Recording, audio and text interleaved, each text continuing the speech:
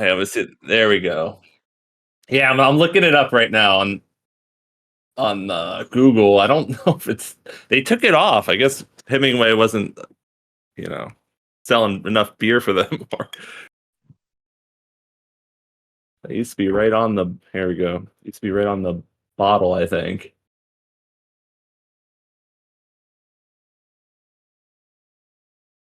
See if you can find the line.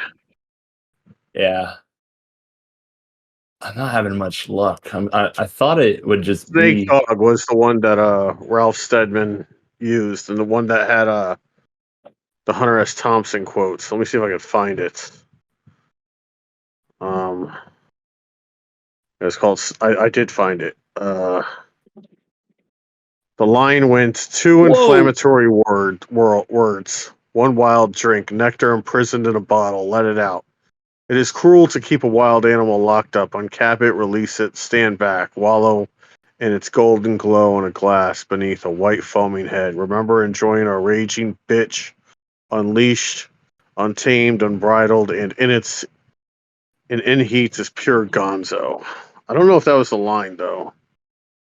I don't know if that was it I either. think it was this. I think it was this one on Pale Ale style, as innate as it's cool as its brother cool. It can't be learned. Buried deep beneath the relics of awkward trends and hip nostalgia, the truth remains. The moment you lay claim to having it, it's gone. But rest easy, young soldier. What you have in your hand is all the style you need. Oh, that's poems right there. Yeah, That is that might have been poem. it. Oh fuck!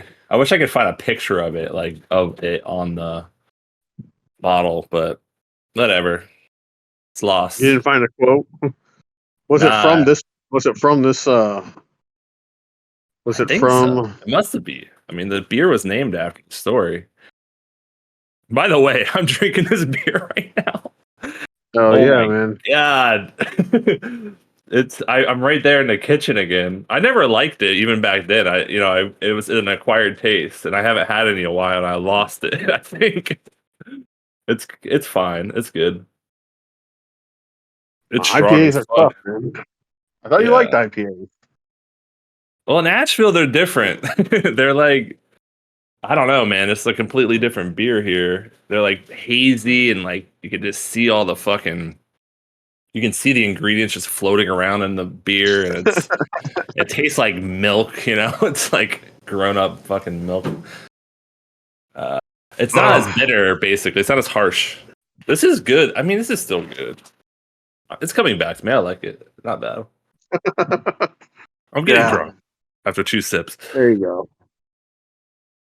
Oh, so how to talk about this story, huh? Dude, you said it was one of your favorite stories. I want to know why. Like, Oh yeah. first, right off the bat. I think Oh, I could um. guess. It's fucking beautiful for one. Well, yeah. It's gorgeous. It's simple. It's um eloquent. I mean, Hemingway is right there inside of Nick, and you as a reader, even though it's told in the third person, I mean, you're right there with him the whole time, every moment that he gets off that train. Uh, Yeah, for sure. there's no other characters except for the fish, I guess, are characters and the crickets. Yeah, the story's kind of a Um, lot like Old Man in the Sea a little bit. I mean, they're yes. both about fishing. They're both about like being alone with the fish. That one was, of course, like way more epic, and of course, it was like 100 pages long. But Right. Well, it was a bigger Grace, fish. It's a more epic fish, yeah, Marlin, And that right? and that one, he's hunting a marlin that's dragging him from Cuba to like way out into the ocean for 2 days. It drags him. Yeah, Um, and that guy's like, he's literally being dragged by this fish with both of his hands, and with his feet, he's fishing other fish that he can eat while he he's trying to capture this big one. I yeah. mean, it's fucking crazy. That one does have the relationship in the beginning and the end with the boy, like, Right. And this which one adds has a little nothing. weight. This one just has You nothing, know, yeah. It this one is definitely a more desolate piece, I think, in that respect. well, there is Because Hopkins. What the fuck is going on with that? right. Like, he's talking about Hopkins right in the middle, the end of part 1. Well, we gotta build to Hopkins before we can even talk about that. All right. So Alright. synopsis is Nick, for some reason, is going to this deserted town that's been bombed out. By the way, did you look up where it was? I remember looking it up. It's in this Teeny? Is that what it's called? it's in this Or City? city that's like it's in this country that's right by Russia, but me and you could never pronounce it. um at least I think that's where it is. See if you could find me the name of that town. It's right in the beginning. Yeah, Seney.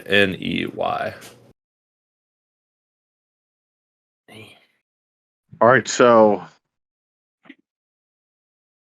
it's potentially one of two places. There is a town called Sinning, in the Upper Peninsula of Michigan. I think that's where Nick is, because Nick was just Hemingway. Let's be honest, Yeah, for sure. Hemingway was just talking about Michigan. That's what it sounded like to me. That's what I always thought. So Sinning is a natural wildlife refuge. There is also a country named um, Sinning, I think. Uh, Yeah, Lake Superior is SEN. mentioned, so it's gotta be Michigan. All right, good. All right, so cool. So he's in You love how Michigan. we just read stories and, like, the important facts of it are like, yeah, whatever.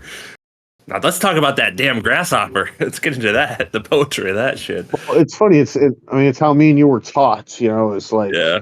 we weren't taught think about the place first, or think about It's the banal the facts history of of the nothing. writer first. We were taught, like have the dream and let the dream be as vivid as you it possibly can and move the reader, and that's what matters most. And all the other fine details surrounding it. I mean, this is really a story that you kind of have to know some of the history of what's going on to make any sense of it. By the way, F.Scott Fitzgerald fucking hated this piece uh, because he thought Yeah. it was just he didn't understand what the meaning was.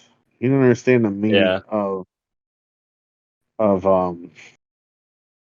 what was going on. So Nick is kicked off of this bus.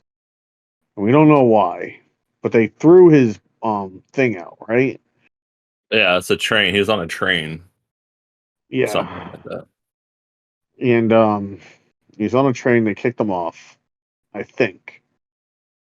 Uh Yeah, I don't think it said what happens exactly, but you're right. It's like implied that he was kicked off in the narration. Like they threw his and bag off the train. I think that's the word that might imply it. Like they threw the bag off. I guess it depends on how you read that. But I remember they mentioned it a couple times in the piece. Oh, I got the book right here, so I can fucking just read this. Certain parts of it. Awesome. All right, Two Big Hearted River. Beautiful. I'm right there. Yeah. Nick looked over at the burned over stretch of hillside where he had expected to find the scattered houses of the town, and then walked down the railroad track to the bridge over the river. The river was there. It swirled against the long spiles of the bridge. I mean, every line is moving you. Like it's a physical action or description of a place. You're never Hmm. anywhere for very long. There's just always something happening in the piece. It's Yeah. really it's a story unlike most. The only other one that I can think of that's kind of like this is "To Build a Fire" by Jack London. which again is man versus nature, but it's a kind of writing that me and you don't think about a lot, which is, how do I just describe one person by themselves out in the woods? Like, how do I describe that and make that compelling? Mhm. You know, Yeah, I wonder what went um, through his head when he decided to write this.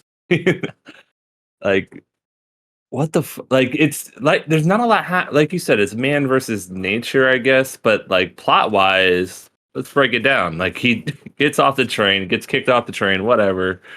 Notices the town burnt over. It's I guess there was a yep. fire there recently. Walks up the road. Walks up this big hill, and then just sets up camp. Um, and then the second part is that's it, really, for the first part. The second, and he's just like noticing things, like the grasshoppers in the street, and of course the town, and he gets into intricate detail about how he like sets up the tent and like makes the food. You even see him close his eyes when he takes a nap, and it like feels like it's even though it's just a sentence to sit like one sentence to the next, you kind of just see this image of this guy closing his eyes and it going black. It's like that's methodically described. So yeah, the first part is just him arriving, walking, setting up a tent, and making some food and coffee. And the second part is just him going down to the river and fishing. That's it. I mean, and he catches some fish, of course. And that's really it. There's not a lot of reflection besides the Hopkins stuff. Right. But yeah, plot wise, it's just those two things: camp, walking to camp, eating, fishing. It's such a weird. So when I ask, like, what the fuck do you think like was Hemingway's intention when sitting down to write this? I mean, who the fuck knows, of course. But when I was reading it, I'm thinking to myself, this is like if you ever tell somebody, like a new writer, write what you know. That's all this story's doing. He's just like writing so confidently about this person who's, like you said, Nick is obviously Hemingway himself, and doing things that he just knows about, like making a camp and fishing. And he's showing it's so confident because it's like I said, everything is like described in just minute, kind of methodical way. It's methodical, but it's also energetic. Like you're never, Right. like I said, he's never not doing something that's relevant to his own survival. And he's always performing an action, and it's always an action that is in preparation for his own survival. So to me, all right. So why do I love this piece? First of all,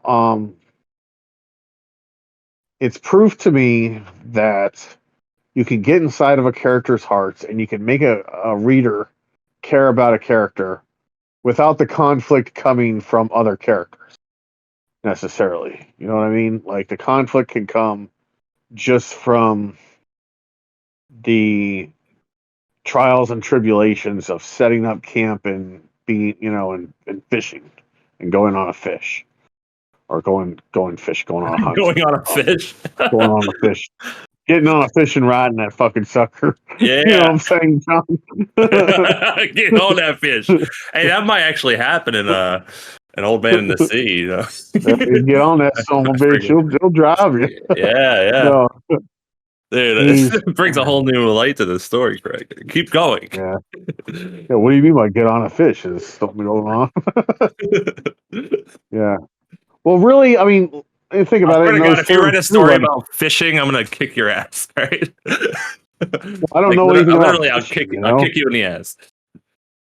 I know nothing about fishing. I mean, you know as well as I do. I don't know how to set up camp. I don't know shit. And really, that's also part of it. Like, um, if me and you were thrown out into the woods, uh, with nobody around, could we survive? Nah. Could me I or don't you survive? I mean, I've done a lot of camping and all, but it's all been pretty safe camping. This guy is just like walking out into the middle of nowhere, setting up a Right. tent. Like, nah, that's a different thing. By yourself too. Like Yeah, if me, you, Laura, and Leo were around, we could probably make something work. right. But could you do it by yourself? I Yeah, definitely couldn't. like we went camp. We actually went camping this past weekend, and I was just like kind of comparing notes. So this guy just brings he's basically just, it's not even a tent, it's just a tarp, Right. And he Right. stakes it out, and he doesn't bring the stakes, he just like cuts the stakes Make off them. of some Yep. pine, like he just makes them. Um, when he grabs the pot, he just grabs it with his fucking hat. He doesn't even have a cup really when he goes fishing. He just drinks water out of his fucking hat, like Yep. this guy is he's not a gearhead, he just brings what he needs, nothing else, which is admirable, I think. But the way I camp is, I have everything just ready, like a fucking stove, fucking cup for a cup for coffee, a cup to boil water in, blah blah blah blah blah, so on and so forth. A tent, a specifically made tent with poles and stakes, all in a bag. Everything's just ready to go. You assume nothing, like you assume that you Yeah. don't even have water out there, half the time. You bring water too, and this guy is just like, obviously just drinking from the river. He also gets his own food. You and me bring hot dogs. Well, yeah, he Like, fishes. Well, he did bring a can. Remember, he brought a can of pork and beans, yeah, and he's and, got he, some cans, and and that's he's the got only some. like, He's yeah, got that's some it, things for pancakes, but I mean, you right? got to figure like it's totally different. It's just totally different, and it's so far removed from what me and you call camping. By the way, Leo hates camping, so I mean, we like I know. if we went, Heard. she doesn't hate cabins, but camping, forget about it. Because first of all, I snore like a fucking wildebeest, Yeah, and that's it right there. even if I didn't, she hates sleeping on the ground. We're talking Well, like $1,000 mattress for right. her to fall Well, asleep. yeah, that's true. It's hard to bring a mattress. We actually have the mattress in our car that we drove around. It's like a full size, like 4-inch mattress. We brought that out in the tent. That's another thing. This guy is just fucking laying on the ground. Yeah, He's just like, fuck it. This is I mean a it's total and complete self reliance for as long as he could stake it out. And this kid, like you read that and you're like, this kid could probably last a couple of months out there. You yeah, know, maybe longer. um, Good fish. maybe. Dude, every time he Uh, drops a line in the water, he catches a fish. It's amazing. yeah, Have you ever gone fishing? Like, I have, and I'm really maybe bad it's, at it. yeah, me too. Like, most of fishing is just waiting around. Maybe it's just the way he wrote Yep. it, Like you said, like he's not gonna write about some guy just waiting around looking at the fucking sky. I mean, there are a couple moments where the guy's just looking at the sky, but can't fill a whole story with that. So when he starts Right. fishing, every time he drops a grasshopper in, it gets hit on by a fish. It's kind of funny. I noticed Well, that. it's another thing. It's another like thing to denote that Nick's been here before. He knows this Yeah. river. Again, he keeps talking about how he doesn't want to go into the swamp. He doesn't want to go into the woods. There's some part of him and maybe like his memories that's being triggered that has to do with the swamp. He doesn't want to remember what happened there. Uh, but yeah, so Mm. we already know a lot more about this guy. Um, Yeah, and then yeah, and it's it's shown like it's not just like a cartoon where he catches a fish every time he drops a line in. It's shown, like you said, that he knows the spot where they're at. yep, It's not like it's just random. Yeah, sorry. right, right. I mean, he knows the spots. He knows this town. He knows where to find a cricket. Um, he knows what time to find the crickets. You have to find them when it's dewy out, when it's so early, before they start to wake up. And this Yeah. guy is really, really well versed in all the things that you have to do to survive. And Hemingway was that guy. Hemingway probably could have survived out in the woods for a couple months. That's again something that we've just lost as a society. We've lost by and large our need for self reliance like that. I don't know if you could. I don't even know if you could do this anymore. Just like go out into the woods and just fucking live off the fish. Like I feel like a park ranger would stop you and want to see your papers and shit. Yeah. You know. I mean, some Um, of the national parks they have back country like hiking, so you could get lost out in a national park. Some of them are fucking huge, and I bet some people I mean, just I'm do just sure. disappear out there, and they might literally disappear. Or they live out there for a while, but yeah, it's not something you really hear about. It's not something too many people write about, but it's because most writers like do everything they can not to live that life. Not to Right. live the life I was just gonna say, of like, of go to this kind of any self MFA and reliance. ask somebody to survive a week out in the woods. Ask us to do Like that and ask see them what to do happens. physical labor. Ask them to go hunt. For their food. Ask them to. Uh, I mean, shit. Like ask them to go sweep up a restaurant. Ask them to go work at a restaurant for a month, and most of them wouldn't do it. I mean, it's something about writing these days that people have just gotten really fucking soft. Yeah. I guess And we're just really special, like hard labor and working in kitchens. Ugh. well, I mean, there's a reason. There's a reason I chose to go the route to the MFA. Also, it's because I was tired of doing that. Um, but Yeah. this is a full way other level. This is like, I mean, I could go work at a restaurant for a year, but could I fucking go live in the woods for a year? Hell no. Yeah. Yeah. Not like I am now. And it would just change so many things about how spoiled we are and how much comfort we take in our things. He didn't even have something to read. I know. He's like, I While he wish I was had out something there. to read right now. At Yeah. one point, it's like, No God damn. cell phones, no laptops, none of this bullshit. It's just his fishing pole and his gear. Everything he Hey, can lug on his back. do you know when this story was written? Like what year? I can look it up. Yeah, I should have looked Uh, it up. I'm just curious where like Hemingway was in his career. I mean, he hit it. He kind of blew up when he was like 25, so it's obviously after that. But I mean, he just mentioned writing. Like maybe part of the point of this story is just to get away from all the bullshit and get back to himself. And 1925. So it was oh written two shit, years after Hills Like White Elephants.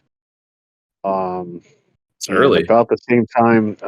yeah, very early, about the same time that he'd written the thing that I'm reading right now, which is The Sun Also Rises, which is gorgeous, by the way. Oh fuck yeah! Uh, and Damn, you I'm really gonna start reread to, that. you should, dude, it Oh reads man, so much better as an adult than it did when I was a oh, yeah. kid. It's been like 10 years, man. Oh yeah, it's time. It's time to read it. Hmm. You know. Actually, speaking of restaurants, when I was working in the kitchen, I started rereading that probably about a year ago. Um, you know me, I just read like 50 pages and just fall off. And that's basically what happened. I mean, Yeah. I liked what I read. Obviously, I like what I read because I love that book. But um, which just makes me wonder why the fuck do I keep dropping off of novels like that? I have the attention span of a cricket. Well, it's dense. Hemingway's writing is dense. Like Yeah. some of it's almost impenetrable. Like um,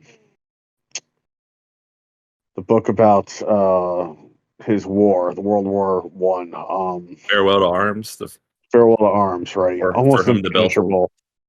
From the Bell Tolls was written about the Spanish Civil War, and I think that one's a lot more readable.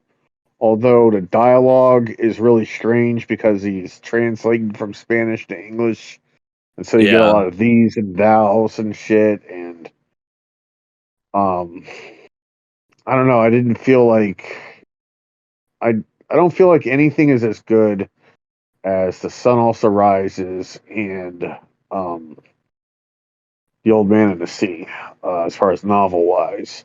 yeah. If you want another novel besides those two, I'd recommend The Garden of Eden or first three quarters of Islands in the Stream. But yeah, this story was written um, when he was about 26, so fairly early on in his career, and you got to figure you still here. Yeah, man, I'm listening to you. All right, yeah.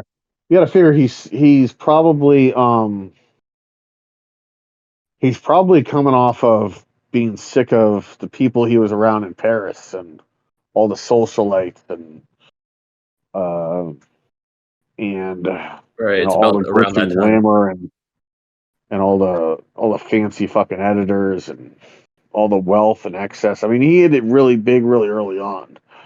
So maybe he's trying to get away from that. It's kind of like a fuck 26 you to us, story. yeah, Like fuck plot, fuck character interact, like dialogue, and all this shit. I'm just gonna write a story about fishing and camping. And they well, I named the mean, beer after it, Craig. I mean, it's a very yeah, no, important it's a story. great story. The question is, why is it a great story? It's a great story because um, it's really eloquent and simple. You know, what does it take to feel like you're at peace with the world? Yeah, that's really what it's about, Um, isn't it? yeah, and for this character, it took getting the hell away from everybody. Now, by the way, another story comes up when you talk about this is Into the Wild, which is about this kid Oh yeah. who went to Canada, probably for the same reasons, probably just to get the hell away from everyone. My mom loves that fucking movie. Used to watch it like every other day. Yeah, you should. Uh, She knows that poem we love that they talk about in yeah, the the beginning of Sharon it. Olds. Sharon Old's Yep. poem. Yes, sir. And that was how she started to understand who Sharon Olds was. So it's like, yeah, that was her fucking poem at the beginning of that movie. But um, God, I just looked up the where problem this with that place is, kid, dude. the problem with that kid is he didn't Sorry. know anything about living out in the wilderness. You know. Yeah, and he fucking died. um, yeah, he died of I think it was diarrhea because he'd eaten some Yeah. plants that was like fucked him up, and nobody knew where he was, or he didn't know anything about how to hunt or how to fish. I mean, it like the wealth of knowledge that you need to have been instilled in you to survive in the woods is like as much as we needed to know to survive in Lake Worth or it's like it's your whole life. You need to Different know kind your of whole wilderness. life. Yeah, you need to know what parts of the fish or what first of all, how to gut a fish. I don't know how to do that. Um how to get the bait. I wouldn't know how to do that. How to set up camp. I don't know how to do that. How to carry the camp. I mean, I could probably carry it, but I think you'd be Jesus fucking fine if you just had a cell phone and like access to YouTube. You'd be all right. yeah. I just watched some YouTube videos on all this shit while it's going on, and That would I'd make be. for a pretty shitty story, though. I don't Can you even think that imagine? would work though, because like Nah. I don't know, like you need to know so much. First of all, YouTube isn't going to teach you how to fish in a video. It's just not. You know, I mean, you could Yeah. like me and you could learn how to fish, but it'd probably take us both 5 years, and that's just like one fucking 50th of the information this kid had to know to Right. survive out there. Um, you need to know like there's a lot of unspoken things that are going on. Probably the reason he's trying to stay out of that swamp is because There's either alligators or bears or panthers or fucking God knows what out lurking for your fucking dumbass to come wandering around. Um, I think he just knows it's like harder to like fish in that area. It's more of a bitch, you know, like and and the whole kind of the whole point of the story is like you said, like finding inner peace a little bit.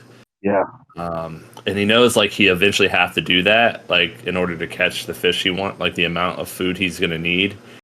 But yep. but for Eventually, today, things it's are gonna like get harder for him. right. This is just one day, and you know, and we talk about like him surviving out there, and for all we know, he got mauled by a bear the next day. But he definitely has like the know-how, right? It's shown on the page, like with the confidence and the methodical way in which everything's described, and what he's doing and why he's choosing certain places to camp and fish and so on and so forth. So And it's all shown. That's the yeah, thing. Maybe that's the thing that got it. I love Yeah, most about this piece. I mean, the writer tells you almost nothing about this kid or why he's. It's really an exercise in that. It's an exercise of how much can I show and how little can I tell, and can I show enough to keep the reader intrigued and to eventually move the reader to make this story memorable without telling them too much. The only thing he tells mm, you is what's going on in Nick's head at certain points. Every once in a yeah, while, he'll break into Nick's head, um, and start talking about his feelings about the grasshoppers, and his feelings about, he didn't want to talk out loud because yeah. it was just him out there. It's And all then very eventually it starts talking to you about the guy whose name was Hopkins. Right. And Hopkins was rich and he had this whole method for fishing, right? Um, wasn't Hopkins the one who taught him how to fish? I don't know if I think we're talking about coffee. He was drinking coffee, and it's like the Hopkins Coffee, that's method. right. Yeah. Yep, that was coffee. He had this whole method for how coffee was supposed to be made and how coffee was supposed to be drank. Uh, Right. And so here's the thing. Like, let's get we're getting back to that. I mean, we might as well talk about it. What the fuck is going on there? You know, like so much is left off the page. And I guess we could talk about like the Hemingway theory on writing, like the iceberg yep. method, but dude, almost everything in the story is left off the page, the context around it. It's Yep. implied in the Hopkins part, they're talking about I think they were on a trip or something, and they Yes. got a telegram, and telegram took like 10 days, and I think it was about his girlfriend or something, and then he had to leave, and they never saw him again after that. But it's never said like what happens, which is weird. He promised to go out with them again, and he didn't. So it sounds like he died. Maybe Uh, now he or just thinks yeah. of I him when he mean, makes coffee. He's like, Hopkins, that old guy. A lot of this story kind of reminds me of the like way the Simple Truth is written. You know, Simple Truth is yeah. obviously a two stanza, or it's really just a one stanza poem, but it's like a 1 page thing. But you remember like how in the second part of that, he starts talking about Henry, like his friend Yep. Henry comes out of nowhere, and somehow it's like so meaningful, but like the reason why is kind of left up to your interpretation. That's what kind of Hemingway's doing with this Hopkins guy. It's like, yeah, something Yeah. heavy That's a good happened, point. and it might be at like the reason why he's out there. Even like he's there to maybe like to fulfill the Remember. plans Yeah. because they were gonna go out again, right? But they never Yep. did. So maybe that's what he's doing. He's going there just to think, to remember Hopkins and whatever the fuck happened to him. Even if it was just maybe his girlfriend died or like his wife or whoever it was, but maybe that's all it was. But yeah, that might be like giving reason to the story a little bit. Obviously, you have to read into it though, because it's all like kind of left off the page. Well, as it was with the Simple Truth, like why Yeah. was that girl who sold him the potatoes and the Star Spangled Sweater so important? Why was it so important that she told him, "Eats, eats. If you don't, I'll still tell everyone you did." Uh, Yeah. Right. It's And that poem it's is just in the fucking same. weird. I mean, maybe we Yeah, could it's talk about fucking that weird. for a second. That poem is This so is weird because it's fucking like weird. just it's just a scene presented to you, right? Yes. And then, like we said, there's like this lady out of his childhood who sold him the food. Like he's making the food. Then he goes for a walk and he starts thinking about the lady who sold him the food, the potatoes. Eat. If you don't know, I Yep. say you did. And then it just goes into this like weird turn. Like he just uses that as like a springboard into this other thing. I mean, it's not exactly, obviously it's not a one to one, but it is somewhat similar because he just kind of like the one point where he tells you something, he's not really saying anything. He says some things you know all your life. They're so simple and true, they must be said without elegance, meter, and rhyme. And then he goes back to just showing. They must be laid out on the table, besides the salt shaker, the absence of light gathering, and picture frames. Um, Different, of course, different, but it is reminiscent of this poem. And then, of course, he talks about I Henry don't after think that. it's as different as you might think. What are both of those pieces really about? What is that piece and this piece both about? Human loneliness. Yeah, in its ultimate form. Here's a man who's alone, out in the world, and Mhm. what goes through his mind and his heart as he lives his life alone. You know, Yeah. now that guy is physically lonely for other people. But by the way, we should talk about this, man. What's the loneliest thing a human being can do on this earth? Even Eat. lonelier, in my opinion, than masturbation. Is eat. They eat Yeah.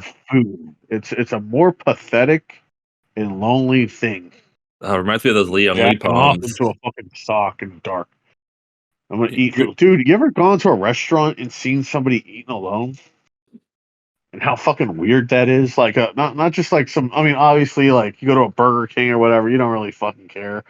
You kind of like a have to be big. alone to eat at Burger King. You better be alone. You can't Yeah, bring your family there. What kind of parent are you? What kind of husband are you? What's wrong with you? The it's fuck like I out. provided for you. We feast off the McBurger, Right. but You go if you eat Burger King with your family or your girl, you fucking go home. You're in the drive through. yeah, Um you're probably jacking off alone later that night too. But Hey, this reminds me of but those. I was gonna say these Lee Young Lee poems. He actually has poems called "Eating Together" and "Eating Alone," and yeah, it's kind of showing that stark difference, right? Eating together is all about his family, and of course, eating alone is kind of like this story and that other the Simple Truth poem. But so yeah, they are it very is. similar, I guess. And not only is this kid eating alone, but I mean he's just humanly apart from all other people, like for miles in every direction.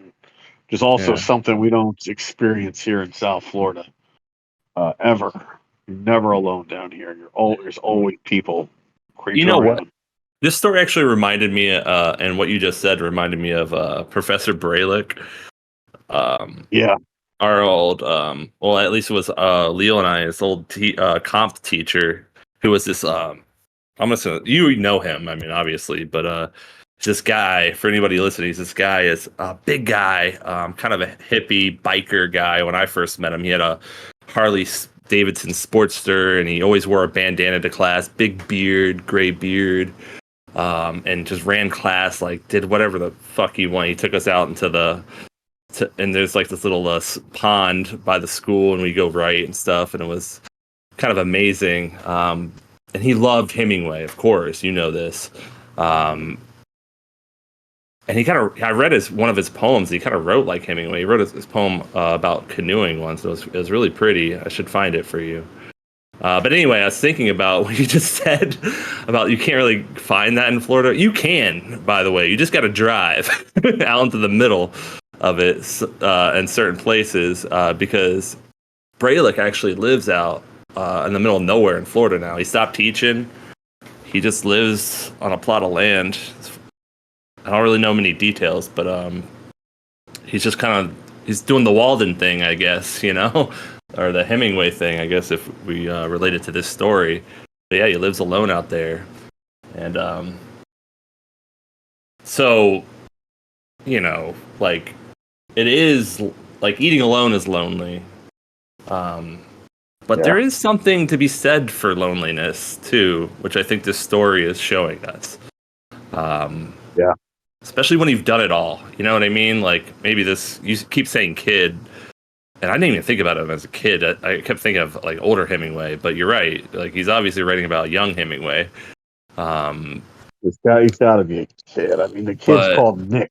It's I don't know the way he moves and the way he says things. At one point, he's just like smiling and saying, "Jesus, Jesus Christ." It's not something that a grown man would do. I don't think. Let me yeah, see if I can find that part. yeah, that was a weird little dialogue. Hey, hang on a second. I'll be right back. Literally 10 seconds.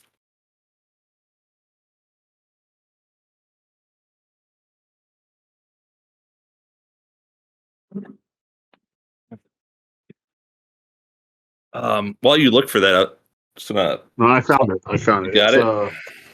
Yeah, it's page. It's for me. So I'm reading out of a book. One, two, three, four, five, six. It's right before the end of part one. That's, Um, you'll see the yeah, I got it. paragraph starts Christ, Jesus Christ. He's eating the spaghetti and the beans off the plate, and he says it happily. I don't know. It's just not something I would see a grown man doing. That's another thing Yeah, that's worth talking about. Like, what's the difference between loneliness with a young man and loneliness with an old man? And in fact, the old man in the sea is literally all about an old man being lonely. You notice there's no part in the old man in the sea where he's happily like smiling to himself and going, "Christ, Jesus Christ, this is great." you know. you don't know. I mean, they're alone. You might not want to write that part. I don't know, man. I Give me. think you're so like I don't know, dour about it. Like, there's something to be said about loneliness that, like, of course it sucks. Of course it's lonely. You know, of course you don't have your girl with your whatever, your guy with you. But I don't know. There's something about the agency that is on display in this story, and then even just being alone and going out to fucking Chipotle or something, or maybe not a fancy restaurant. Don't highlight your loneliness. Go to somewhere in between, like Chipotle or something, and just getting food or like going to camping right on your own. And like I've seen it before. There's guys out there that just go out there, kind of like old Professor Braylick, just going out there and just having a Yeah. night, and just doing everything for yourself. There's something to be said about that. For that, I mean, I I'm love not. Braylick, but Braylick is lonely though. You Yeah, know, it's true. um, he just is, and we go back to the point. What's the meaning of life? Like, I don't mean to be dour on loneliness. The thing is, I think loneliness when you're young, for a young man, is actually a great thing, especially if they're comfortable with it. And this kid is seeking it out. He's intentionally seeking out loneliness, which is different than having it foisted upon you. Right. Um, Yeah, that's the difference, right? right. I mean, it is. It has to be. There's something to be said for making decisions in your life for you and life making decisions for you. Right. Because And how you're gonna feel the virtue of about those loneliness things. I'm describing is like a having agency over it. Of Right. course, if it's like loneliness come from grief or you fucked up, or Yeah. whatever, then it's like a Or both. sad thing, man. Yep. Or succumbing to it. Succumbing to it's also a really sad thing Right. Oh that yeah. we've seen people that we've Oh seen yeah. people have happen to them, and it transforms their life into this hideous thing. Where you don't want to be around them anymore because they've just succumbed to whatever's inside them that demands this thing. But Right. Nick isn't succumbing to it. Nah. He's choosing it, and he's enjoying it. He's enjoying it. Maybe Hemingway Jesus. said, Yeah. "Yeah," and maybe that was the point to Hemingway is that that it could be enjoyable, and that if you knew how to live for yourself and take care of yourself, then that was a triumph, and that was a story worth being told. And it is a lot harder than most people imagine. Even just going camping in the woods is a lot. I mean, when you're really camping, Yeah. you're not driving a fucking Honda Element or a Mazda Tribute with AC and bringing your own grill and bringing your own tent, but you're fucking lugging everything on your back, and you're going out there Right. not to quote unquote camp, but to survive for weeks or months or whatever. You know, um, you're not bringing hot dogs. You're out there catching your own fish or whatever the fuck. Uh, that it was physically tough, and that it was a kind of hero's journey. And the antagonist is just nature itself. It's just the fish and the difficulty of hunting them, and the Um, grasshoppers and the difficulty of catching them, and it- the ease of catching them if you know what you were doing, and just existing out there. right. Um, Well, in his other like great story about like I guess it's about loneliness too. But with the old man in the sea, it's the antagonist is also kind of himself. He's fighting himself and his yeah. own stupidity and his own Yep. hubris. And this story doesn't get like that. Like I don't know if I would go as far as to say as the antagonist of this story is himself. If it is, it's left off the page, I think. But Right. you could read it in. You could read into it, though. It definitely leaves it open to interpretation. Um, but it's an anomaly story. Like I guess I keep saying this every time. This story is such an anomaly. It kind of is, though. It's kind of its own thing. But it has to be like they all have to be. Everything great you write has to kind of be an anomaly of sorts. Otherwise, we have MFAs to teach you how to write the prototypical story, the prototypical poem. Um, but I think once you get out of that kind of mindset, you're on your own, and you have to write something great. You really have to just write something that's different, in its own way. And a lot of people choose to write, in different ways, and get like we've talked about before, up their own ass and technique. And form and trying to do something new that way to where it's like incomprehensible to a reader um Yeah. and we don't do that. We are more about talking about our own stories because what's more unique than the thing you've experienced personally in that like in a specific moment, a specific scene. um and Hemingway here is probably this is probably like pretty close to nonfiction. It's just talking about something he knows a lot about, and that probably not a lot of people have written about up until that point, in this way anyway. And I'm sure a shit ton of people have written like this since. That's a Yeah, but thing have we they could, ever written about it this well? Like, I don't know. I don't know. I yeah. can't think. I mean, the only other one that really sticks out is Yeah, "To Build a Fire" by Jack London. I don't think that's one half as good as this, honestly. I gotta check that out. You Um, know, Despite your ringing endorsement. it's good. Like, I mean, if you want to read Jack London, read Martin. Martin is Yeah, his magnus opus. It's just fucking insane. But um, I I've also read think some Hemingway of was it. just tired of writing about, tired of writing about people, tired of writing about like the fraught relationships between people. Maybe he arrived there one day and he's like, you know what? I'm tired of people just like arguing and their pettiness and their melodrama and their bullshit. I'm just write about this kid going fishing by himself. By the way, Hemingway loved writing about people fishing.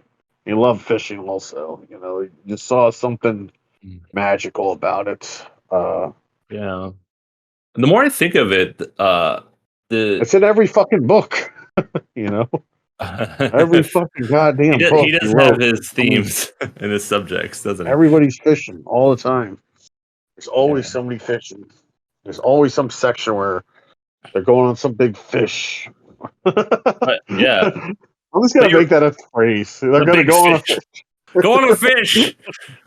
If you're yeah.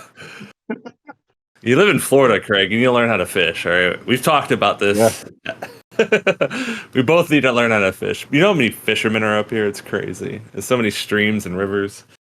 Um, dude, we need to do that when we go up there. We'll just go fishing. yeah, let's do it. I might honestly, I might have some poles at my parents' house. Anyway, I digress. Um, this story is like there's nothing glamorous about it, and the more I No. think of it, the more I realize that the old man in the sea doesn't exist if he doesn't write this, and he knows it could work. Because he took a huge risk in that one too, by just plot wise, like how the fuck is he gonna write a story with nobody around? Well, maybe that's where Hemingway gets his juice sometimes, or he got it anyway. But yeah, it is kind of like rebellious in a way, like not really for us. Like for us, obviously looking back, and we're 100 years on at this point, but he is still adhering to like scene, right? Image, show. Don't write Yes. about what you Yeah. know. All these fundamentals that you Yep. that you probably still teach day to day in class, and so he's not really breaking those rules, and the story is supported by it.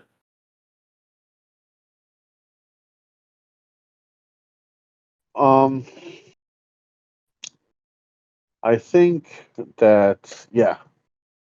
I But mean, yeah, there's not you a lot have of to show. characters in it. But There's not a lot of so fucking drama well, or suspense or characters well, doing the bad things to suspense each is other. there. The suspense is what is going to happen to this kid next. I mean, Hemingway just kind of keeps you there on on this It's a on good this point, though. thread.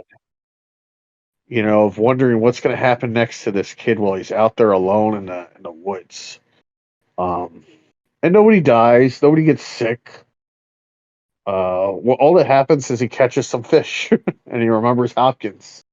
Um, Yep. and he finds his happiness, and that's a story. This Yeah. kid he's off the train and he's unhappy. And his unhappiness isn't told; it's just kind of shown. Um, and it's shown very subtly. It's a very subtle story, also. We used to talk about that a lot. We need to talk about it more. So the difference between this and Ron Carlson, for example, and The Ordinary Son. So this is an interesting point because The Ordinary Son, uh, I said it wasn't about human pain. Didn't have any like real drama going on. The only drama was there's this ordinary kid born into this brilliant family. It doesn't necessarily need a bunch of melodrama. That's not what I'm arguing. What I'm arguing is, and in fact, that story is great because it's written with so much happiness and enthusiasm, and the line by line writing is fucking off the charts, and it's witty and Mm. it's funny, but there's no human pain really in 99.99% of a Ron Carlson short story. Now, Hemingway, on the other hand,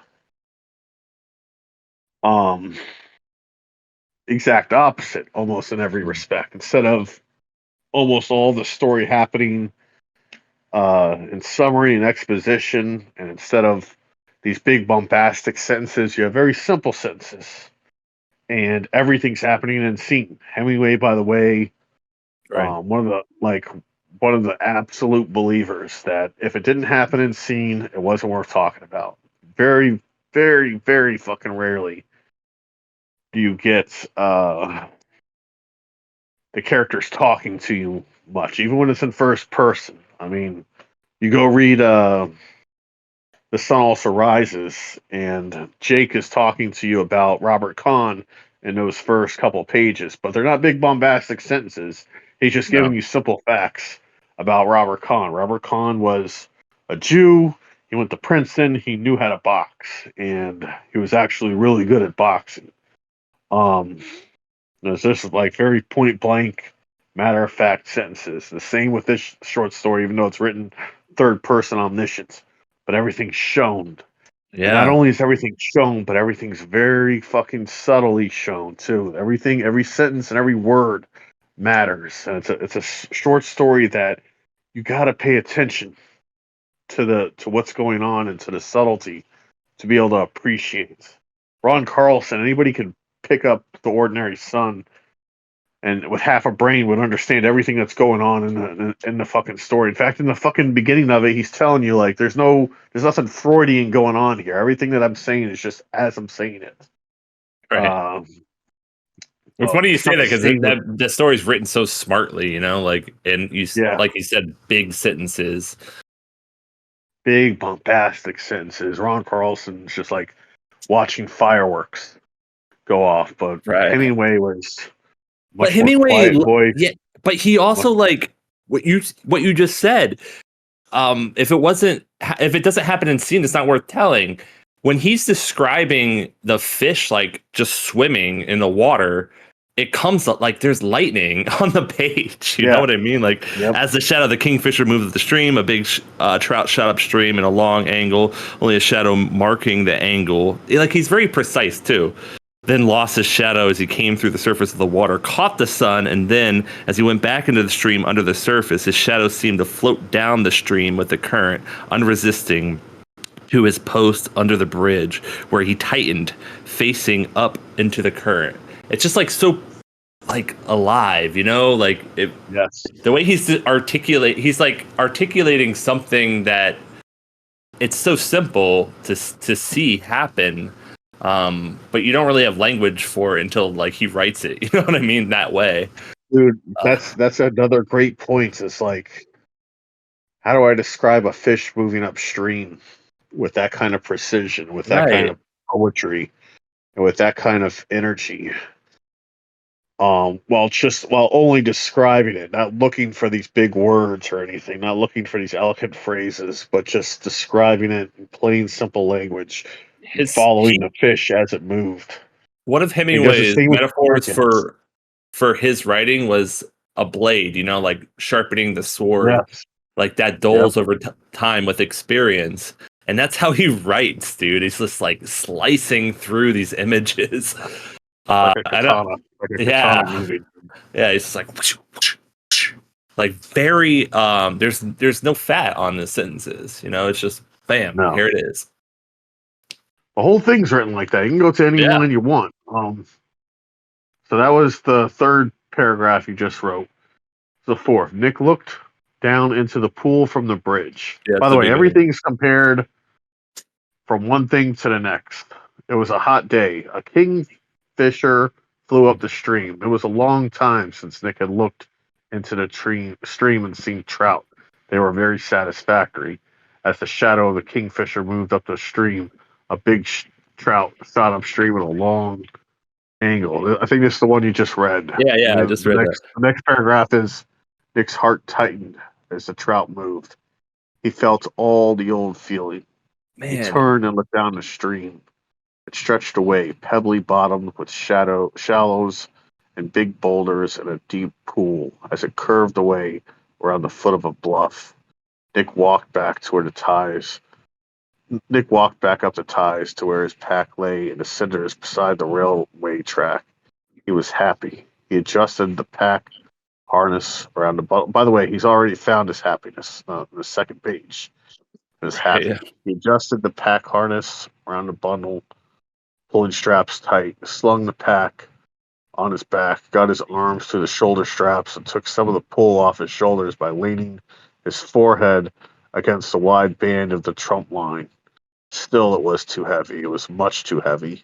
He had his leather rod case in his hand, and leaning forward to keep the weight of the pack high on his shoulders, he walked along the road that paralleled the railway track, leaving the burned town behind in the heat.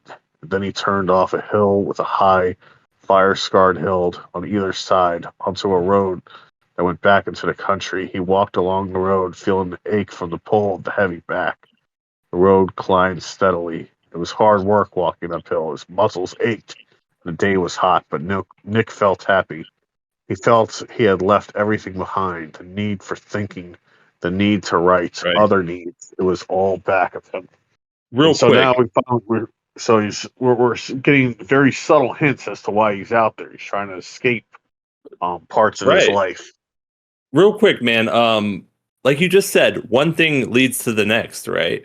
Like it's just forward movement Absolutely. constantly, never Always. looking back and Always. just like next thing, next thing, next thing. It's almost like Yep. association, like he's like and when we talk about being in the scene, that's kind of what you mean. Like you're just seeing it. Like what's the next thing you see? What's the Yeah. next thing that happens?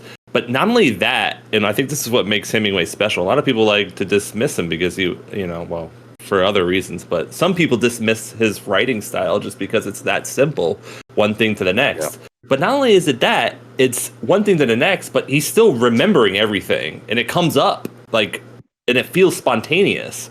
Um, like the town, like in that whole sequence, he talks about the town, which he already described. It's just there.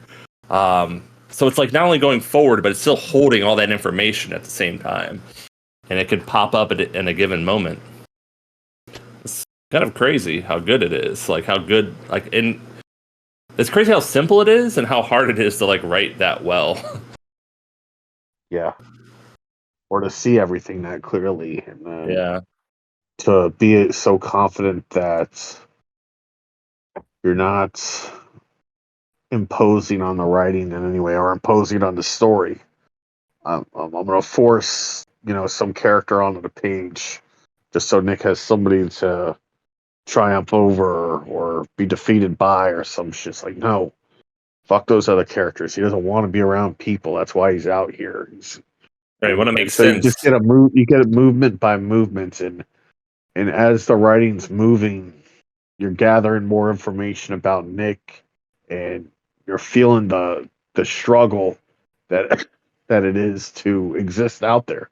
By the way, going back to Ron Carlson, like if you're gonna write about a man and a woman changing a tire, you need to know the difficulty of being on the side of the road and the difficulty of the lug nuts and the tire iron and all this other stuff. But that's all just like the machine.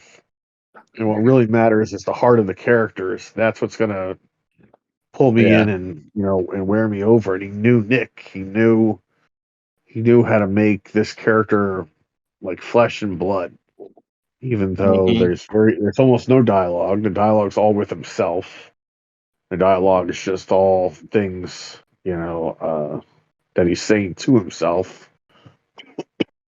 Um, there's humor in it, by the way. That Jesus Christ line that I wrote, where he's um, eating the spaghetti and the beans, just smiling to Yeah. himself and saying, "Christ, Jesus Christ." Yeah. The Uh, lightheartedness of losing the big yeah, fish too. Remember that? And he flicks the cigarette into the yep, water, and a trout even tries to grab that, which yep. also lends to the whole like dropping a line and catching a fish almost immediately. Like they're hungry. Like it shows that too. It's just so Everything's so sincere and like vivid. real.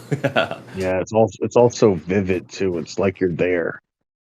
And Yeah, it again, it does goes feel back to like the power of writing. I mean, writing isn't just um these 5 steps. Telling stories isn't just these 5 steps of yeah, introduction, rising action, climax, falling action, conclusion. It's the reason we do this is to, you know, is to make things that are happening in our mind, make those real to other people, as real as we possibly can, right? right, And he right. has this evocative language that's very natural to how he spoke and to how he thought. And it made the world come alive with every sentence. And every sentence, not only is the world coming alive, but things are happening and people are acting and reacting to things every 2 seconds. Because you would be. If you're out there in the woods, you're reacting to things constantly. That's a And things are great point, reacting man. to you That's constantly. exactly what makes the story compelling. It's Yes. because it's so like even just camping, like how I camp, everything that you do feels important. You know, like doing the Yeah. cleaning your dishes feels important, and like Yeah. the like how you do that. You know, how do you conserve water as you're like cleaning dishes? Feels fucking Yep. really important because if you run out of water, you're not gonna have anything to drink, right? Um, Yes. but yeah, that's the feeling he's delivering in the story is that feeling of importance in every action, and it's why everything's written the way it is because it's you know camping is a methodical experience. Uh, what he's doing is even more so, like you said, it's more akin to survival. Like everything he is doing, first day, all right, still first day. He's not like survival mode yet, but he's still relaxing and enjoying it. But he knows that every action is going to have this like exponential result, right? 10 days from now. Like if I fuck up here, if I start fucking up now, 10 days from now, I'm going to be fucking dead or, you know, whatever. There is weight to it. But yeah, that's a great point, man. Hey, what? All right. So you mentioned this earlier and you've mentioned it a couple times. The story's moving. And, you know, when you first said it, I was like, it's not like, it's a weird story. It's not like at the end you're just bawling after like you know like some poems or like a great novel or whatever, but it is moving and it kind of goes back to like how hard the story is kind of to talk about because to Yeah. just say what the plot is and try to convince somebody to read it is a hard sell, right? But when you sit Yeah. down I with would this never do it. thing, yeah, don't do that. You never did, thank God, to me, even though you try, like, for some reason, it took me so long to read this story, uh, all these Yeah. years. But when you sit down with it, it kind of has that, what every great story, I say story specifically, like fiction has, which is just like, yeah, man, this is what it's all about. Like, you feel good. Like, you're just along for the Yeah. ride, you know? And Yeah. God, did I just call a Hemingway story a feel good story? Well, it kind of Um, is. I mean, it it's is, right? this isn't it's not some great tragedy that Oh, happens within this story. It's not what the story's about. yeah, to go against Um, its the impulse to write it. I think, like we said, it was a kind of a fuck you to like the big bombastic stories and well, not bombastic stories, but the big like the sun also rises type stories, like the glitz and the glam, and like writing about like crazy people doing weird things and yeah. bullfighting, you know, like all these like living at the height of like human experience, just coming back down to earth and just you're with one person, you're with yourself. And that's it. Well, Hemingway also lived that life too. You know, he had four wives. He hunted elephants. He hunted lions. He knew bullfighters. He knew Fidel Castro. He knew political leaders. He'd been in war. He he lived life at the very top, but he knew that it wasn't always about life at the very light and the height of drama. That's not what most people are going through in their real lives. Yeah. And there's something to be said for the small, quiet stories where it's just a guy out there trying to fish for himself. Yeah. Those guys who live out in the national parks, off the grid, and what they're going through. Not all of them are running from something. Most of them are. Maybe Nick is, but But not really. Like maybe, yeah, maybe yeah, he is. It's open to for your but interpretation. This is the their anti F. triumph Scott is just Fitzgerald that they were story, able by to the do way. it, huh?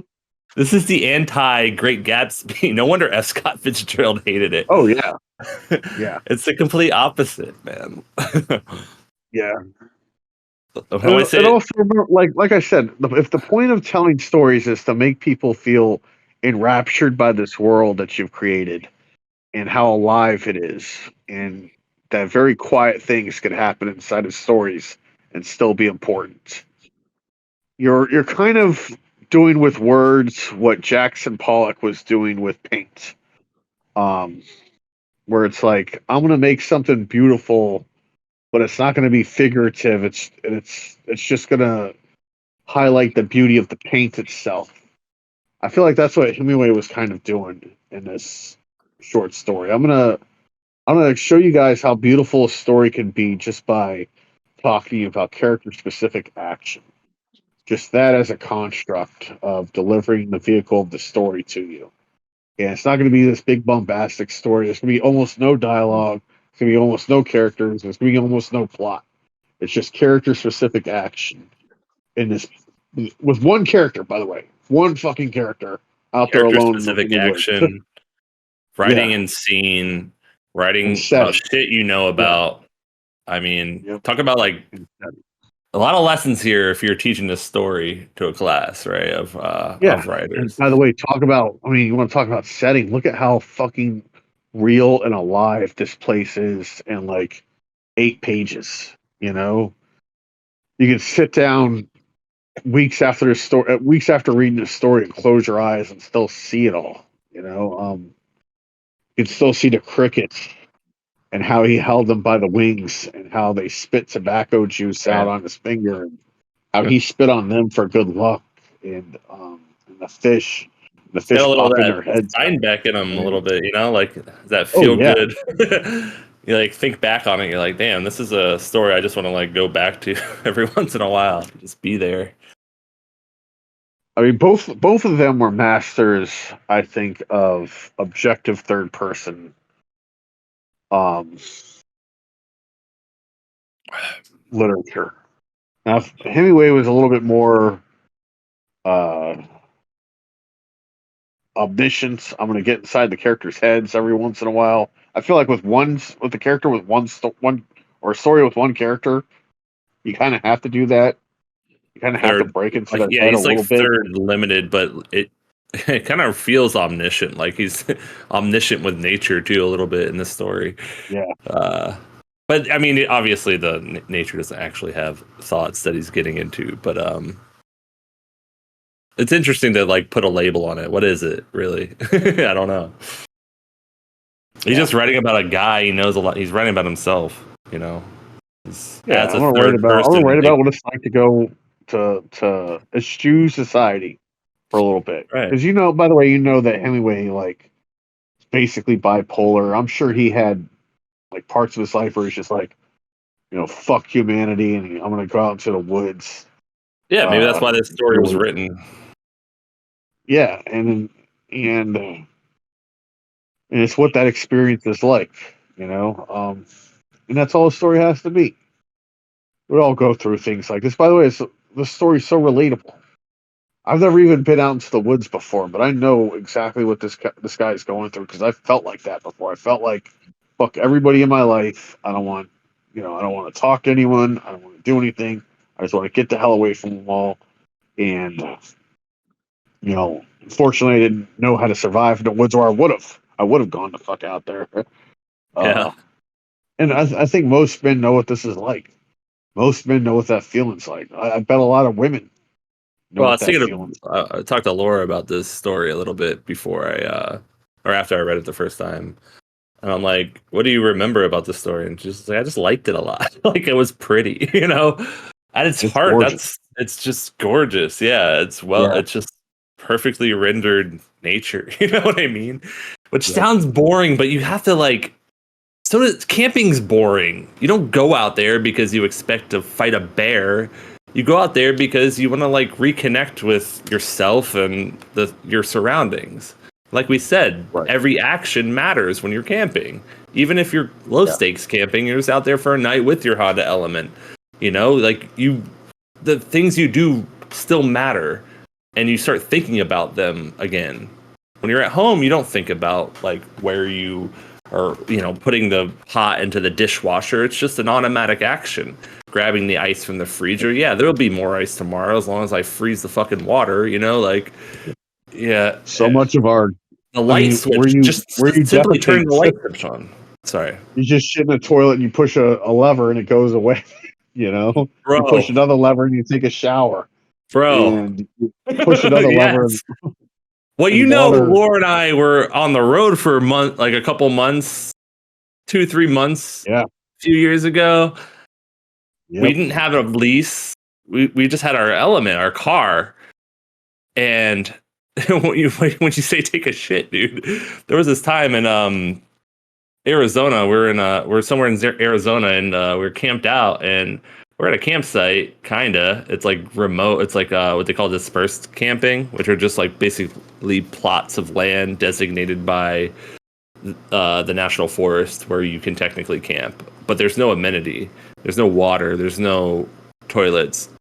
So you're just camping in the middle of the night. You just ate a big old pot, like a big old can of beans, and you go take a shit, and you realize how good you had it when you had an apartment and you could sit on something while you shit, and you're not just squatting over a giant pile. Trying your best not for your legs not to give out because this is taking a while. Yeah, dude. Laura actually wrote a poem about this. I remember. I remember Yeah, that. Yeah, it was about her I mom. did. Isn't that Oh, funny? my mom. Yeah, it was like, well, it was about shitting though. Anybody listening to Well, this is just she like, wrote what the another poem. fuck are they talking She about? wrote another poem about herself shitting. But Well, yeah, yeah, I well, mean, it tied her back, but yeah, I think it's the same but one. Maybe there's multiple. I guess the other point is we just Great take so much experience. for granted uh, in modern society, and like me and you are fucking states apart, and Yeah, we're able to have this conversation. Uh, right. That's a good I got a point. fan. I got a fan right next to me that's blowing cold air because it's fucking 300,000 degrees outside. A couple of weeks ago, we were Um, bitching about Discord not working. yeah, Discord? What? yeah. Oh, we have to use Zoom for this? What are we, plebes? 40-minute Yep. limit? How dare Discord not Well, work for a second? it's We take miraculous. everything for It's granted. not just Discord, it's like a program working within Discord. It's like a small Yep. facet of it. It's like this is such a robust thing that just exists on your computer screen that when you turn it off, it just goes away forever, until you turn it back on. It's fucking amazing. Oh my god. Let's get on that Louis bit. I hate Verizon. You know what I'm talking about? Yeah, I remember. I I hate remember. Verizon. What are you talking about?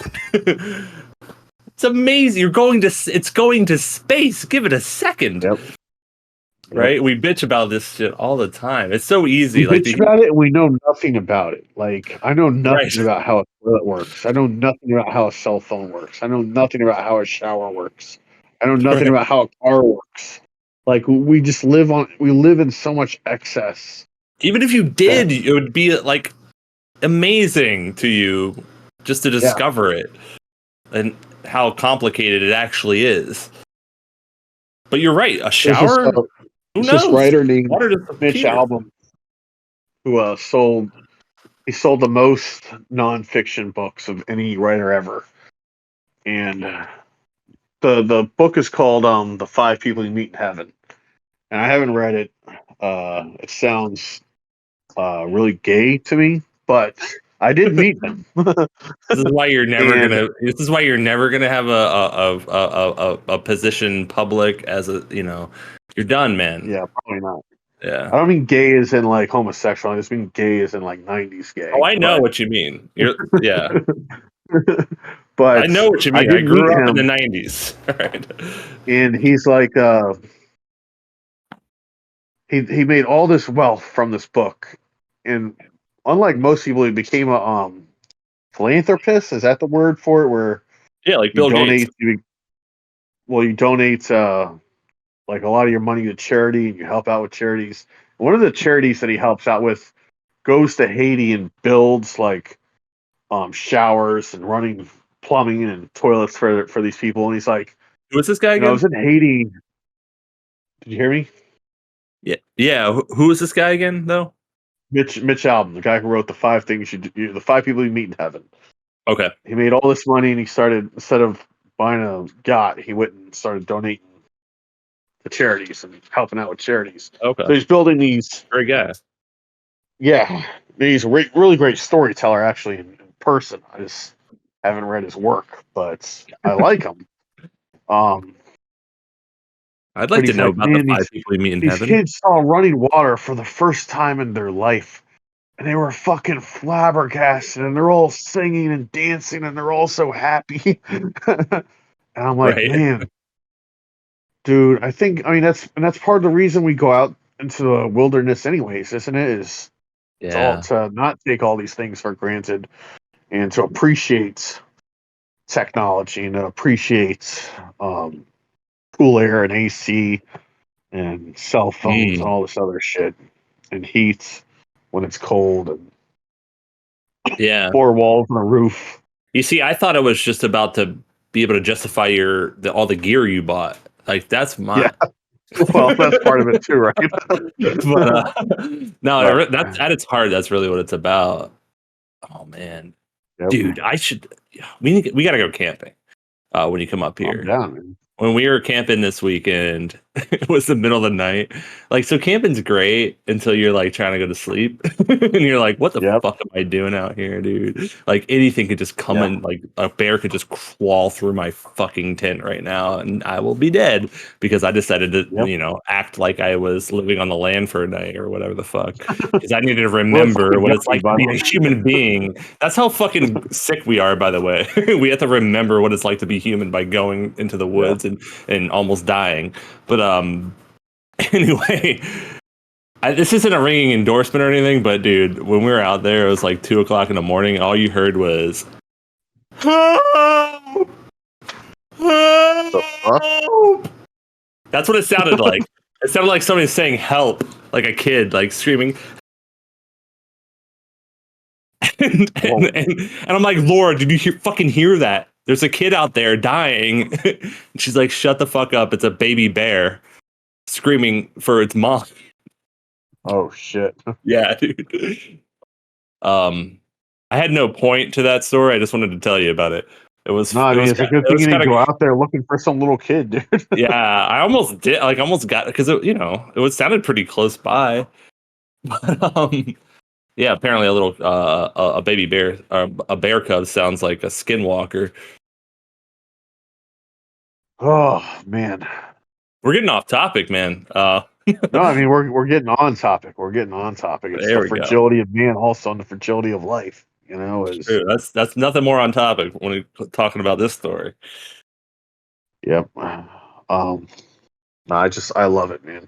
It's another one of those stories that I go back to and I read, and I'm just flabbergasted at the beauty of this thing that we participate in, and Right. how simple it's all supposed to be, and how much fun you're supposed to be having when you're doing it, Yeah. and that it's really go ahead.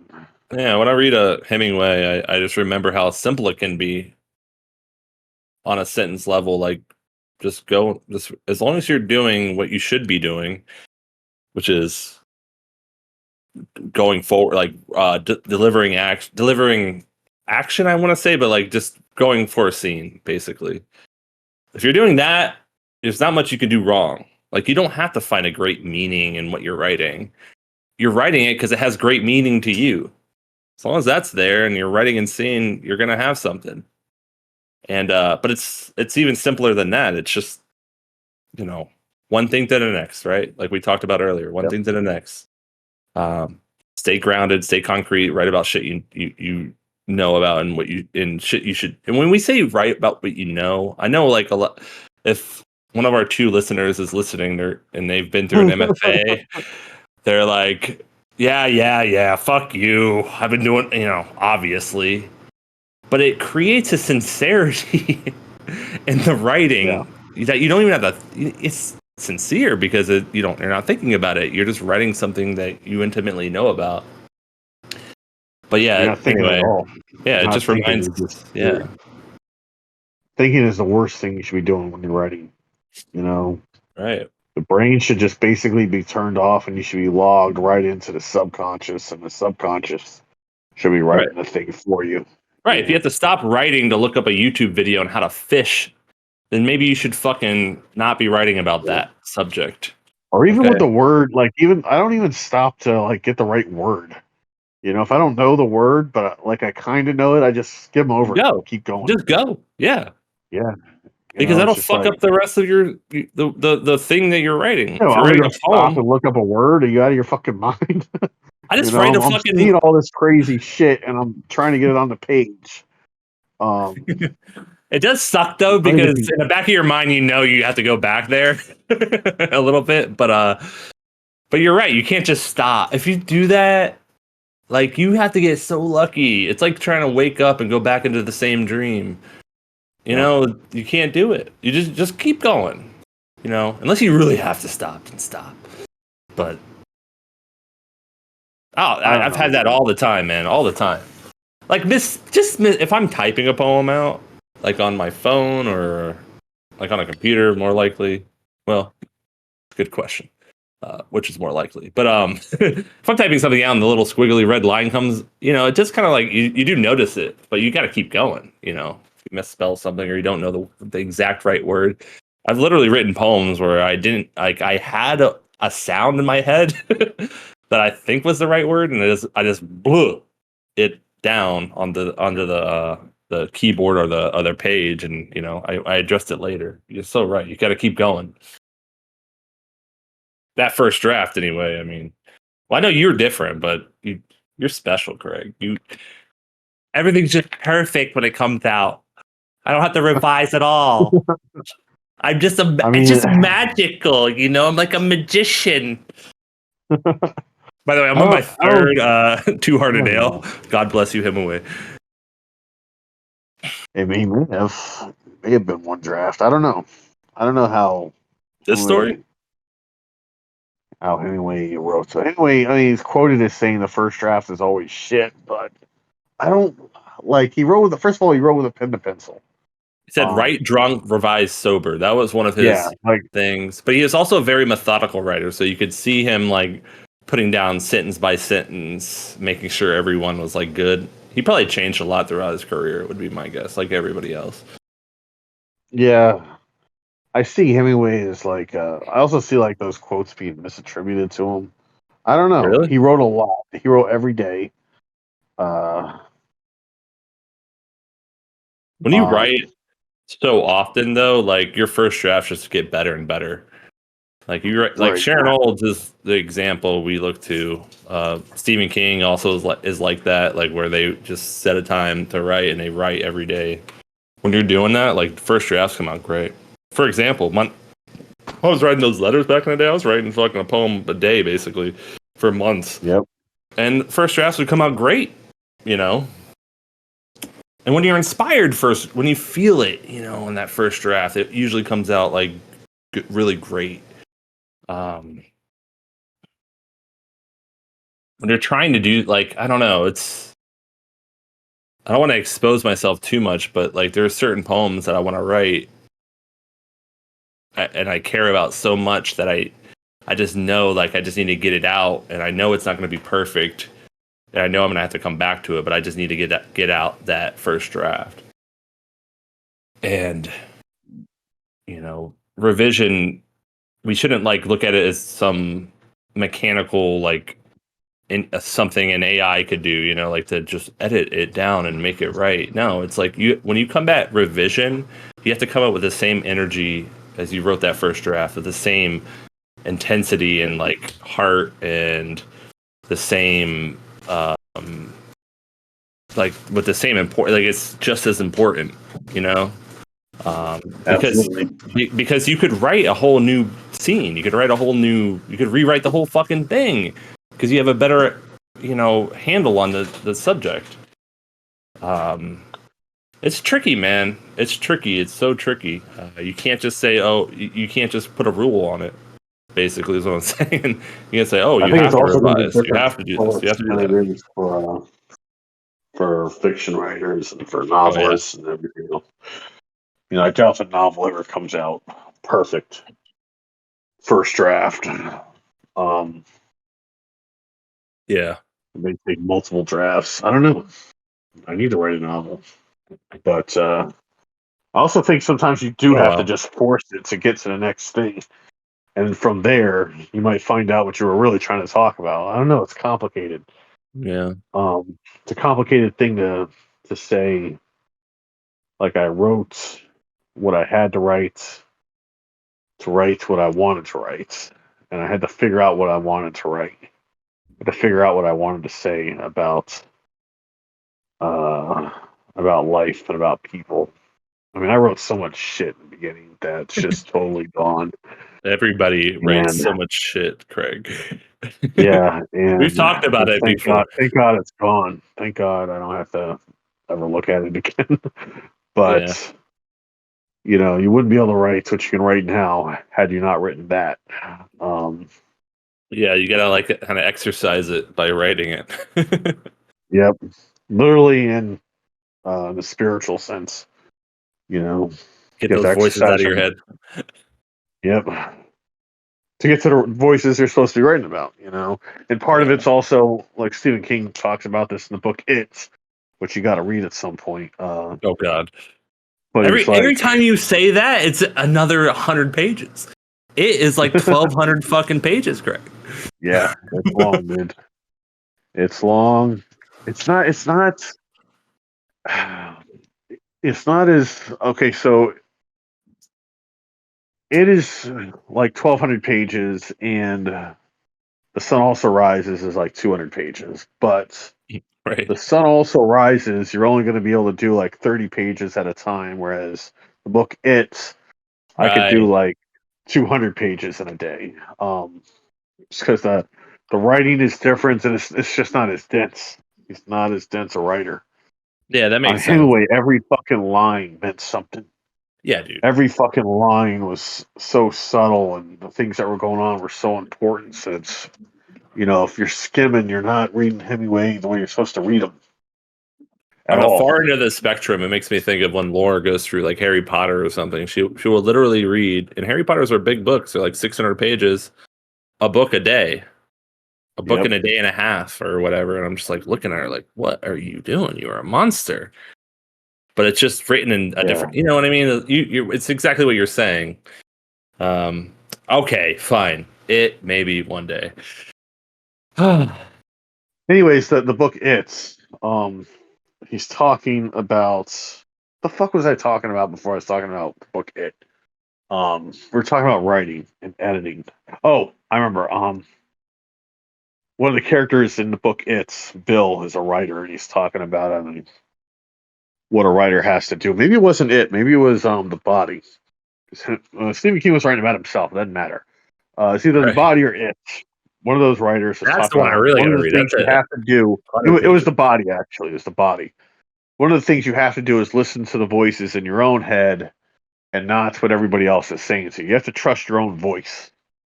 You have to Mm, trust the things going on in your head and the voice as it's revealing the story to you through those words. That's what you have to trust when you're writing. And I feel like if you can get to the purest level of yourself, whether it be the first draft or the 20th draft or whatever, once you get to that voice, the voice that you should be writing in, usually what's rendered on the page is something worth keeping. Um, yeah. I don't know how many drafts it took you to get to the dead roommate poem as it stands, but that's your voice. That was the voice that I was always supposed to be written in. And Yeah. those, Wedgwood Way, same thing. We're very Stranger, the same thing. The Stranger was well. one draft, It's came funny how out like that. you're like you mentioned two out of the three things. Two of those things are alike. The dead roommate poem, Wedgwood Way, are in Wedgwood the Way. we're in the I just gotta fucking write this and get a draft out, and then I gotta make it right. Because this is fucking really Yeah, important to me to make right. And where Stranger was just a one draft and done. The minor edits maybe. But yeah, it's weird. It's fucking weird how different Wedgwood Way, especially, is like fucking tons of time. That poem taught me how trying to to get it fucking right. revise, dude. That poem taught me that you could revise something like that. Yep. The very first one, of Also course. tell you that you could revise too much. Right, I went back to a year, like 8 years later, and I wanted to, you know, I had this I idea. saw a shadow and it made me shit myself. This is like, oh God, John, what happened to you, man? Oh, yeah. There's also a thing that's too much revision, I but just it's did that because you so you need. would write that essay. That essay is Yeah, priceless, man. I need to go back and read it yeah, every once in a while. I think about it all the time, you know, like you said something in there that changed the way I look at writing about like trying to tame it's like trying to tame a beast or something like that. Like, yeah, that's what it yeah, feels like. That's what I felt when I was writing that the first time. Was like trying to tame this beast, and I got to a point where I could, you know, give it out as a like finish the poem. But then I was trying to like train it, like instead of training it just to be a poem, I was like, yeah, let's try to fucking train it to jump through a hoop this time. You know, like yeah. it's fucking pointless. Um, You can't go back to something years later. but you can't perfect Impossible. anything. Like basically, what Right. you said in that essay that like really stuck with me is that art is imperfect, and you have to like get it where you have to get it to where it needs to be in the moment of the writing.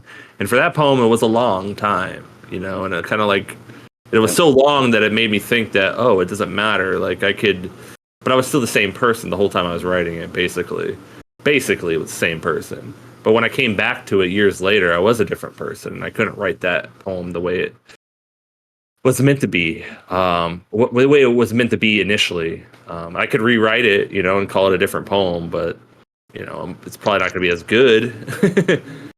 But it's going to be a different poem at the end of the day. Because once you become a different Also, person, you you have to can't trust keep that writing the things are same good. poem. You know, like maybe the Right. poem. Well, Maybe the poem isn't that poem is a good like. example of like you going to MFA and bringing a weird long poem like that in the MFA and then it Yeah. fucking your head up because it doesn't get the response you think it should get. Um, Yeah. You have it's to also not consider that for maybe that's everybody. not the audience for it. Like I know. Right. Listen, there's this rhetoric that goes around that the MFA has got to be the right audience for a piece of art. But these fucking guys in these MFAs, John, compared Ben Lerner to Hemingway. I literally heard that.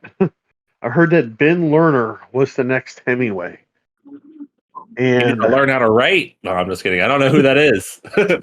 I mean, you've go talked about go him, but look up I just Leaving That. never. Go look up right now, Leaving That Ochaka or something station by Ben Lerner. Just read the first page and tell me if that's the next Hemingway. That's what they were comparing him to. And I was like, well, fuck all of you guys. If you guys like this, fuck you. You're not the right person to be reading my stuff. You don't deserve my shit at that point. Fuck Ben Lerner. All right. Fuck Colson Whitehead. Fuck yeah! I Colson don't Whitehead wrote know a who any of these fucking people are. whole book about elevators. Like, give me a fucking break. These are not, Wait, what do you you know. mean? What's the concept? Sounds like a conceptual piece. I'll read you the synopsis of Colson Whitehead's famous piece, which is called "The Institutionist." I'm not going to read the book itself. I just want to read the synopsis. Read the whole The fucking thing. Institutionist is a 1991 speculative fiction. Uh, Takes place in a city full of skyscrapers and other buildings requiring vertical transportation in the form of elevators. The time, never identified explicitly, is when black people are called colored, and integration is a current topic. The protagonist is Leela Mae Watson, an elevator inspector of the Institutionist School. The Institutionist practice Wait. This is and this is the inspecting. actual writing of the story. No, this is just a synopsis of it. The institutionists practice an Yeah. inspecting method by which they ride in an elevator and intuit the states of the elevator and its related systems. The competing school, the empiricist, insist upon traditional instrument-based verification of the condition of the elevator. Watson is the second black inspector and the first black female inspector. So that's the synopsis of the book. They inspect elevators. Wait, some white guy is writing this? No, it's a black dude.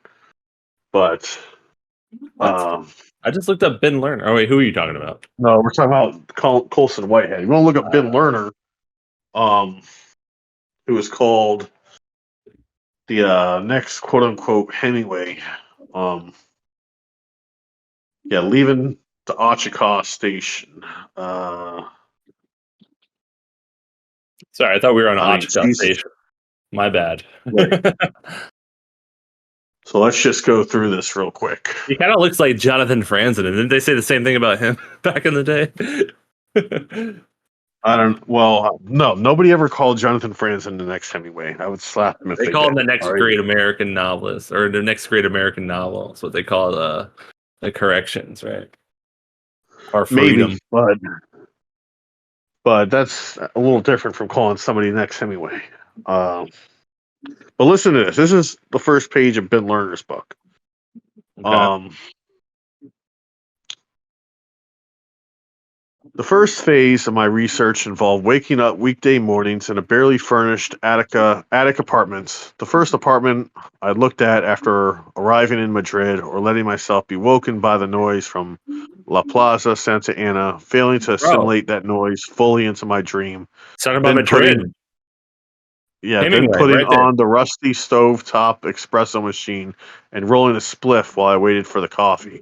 When the coffee was ready, I would open the skylight, which was big enough for me to crawl through if I stood on the bed, and drink my espresso and smoke on the roof overlooking the plaza where tourists congregated with their guidebooks on the metal tables and the accordion player plied his trade.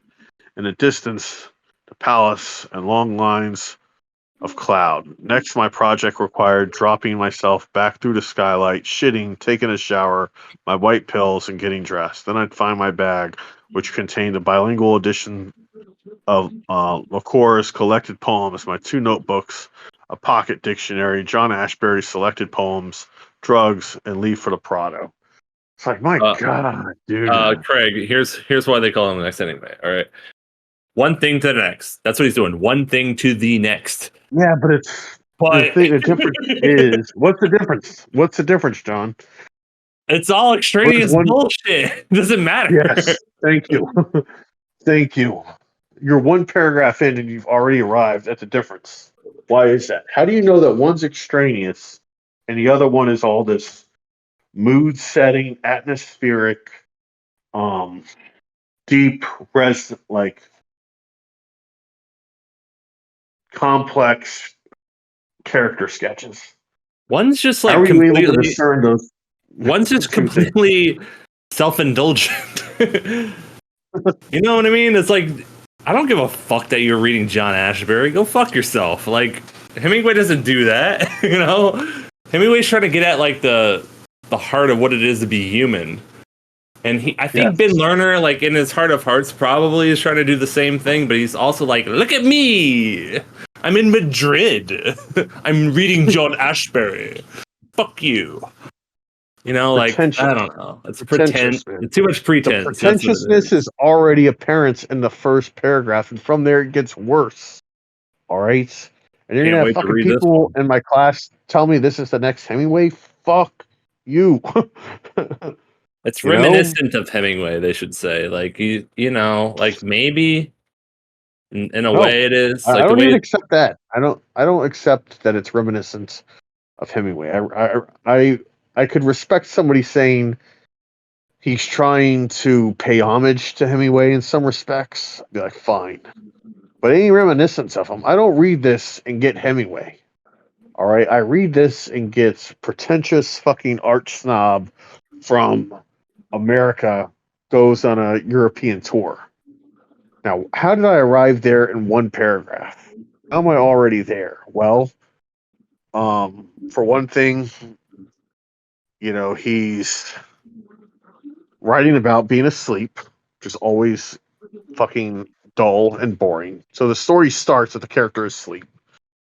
The only interesting thing he's done is climb through a skylight and drink espresso on the roof overlooking the plaza where tourists congregated. By the way, that word congregated, nobody would use that offhand. This is written in first person.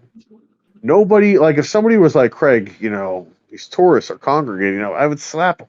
Well, Like, it's what? it's not, is it not in first person? Like nobody like thinks that word, right? Like they might use Right. it, but nobody thinks to themselves, "Oh, the tourists are congregating." No, it's like there's a bunch of fucking people down there.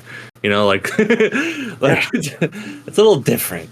It's a little that's the other thing Hemingway does really well is like just cut to the heart of language to describe something that's happening. Like we talked about it earlier, but yeah, that's the difference right there. The Like, yeah, I want to show accordion you how player smart I plied am. his Not that trade. that's a, it is a multi-syllabic word, but goddamn, doesn't The I don't know. accordion player plied his trade. Who would think that? So it's already disingenuous as to how this character Right. thinks. Well, you and Because I were rather right. than Like, thinking, I'm so sorry, man. I'm cutting you off. Keep going. no, okay, listen, rather than write how a character would actually think, he writes how people talk in bad books. Plied his trade. Hemingway would never say that. Accordion player plied his trade. In the distance, the palace and long lines of cloud. What the fuck? Right. Right. There's Hemingway no. would say exactly what the person was doing with his fingers to the strings or whatever the fuck. Like get down to the basics of the action. And that's what Next, my you project have to do. required dropping myself back through the skylight, shitting, taking a shower, my white pills, and getting dressed. Okay, whatever your project was, it didn't require any of those things. Okay, none of them. None of those things were required except Right. maybe dropping back through the skylight. Uh, then I'd find my bag, which contained a bilingual edition of Lacour's collected poems. By the way, he's telling you everything. He's telling you everything. He's not showing you shit. And everything he's telling you is disingenuous. This is anti Hemingway.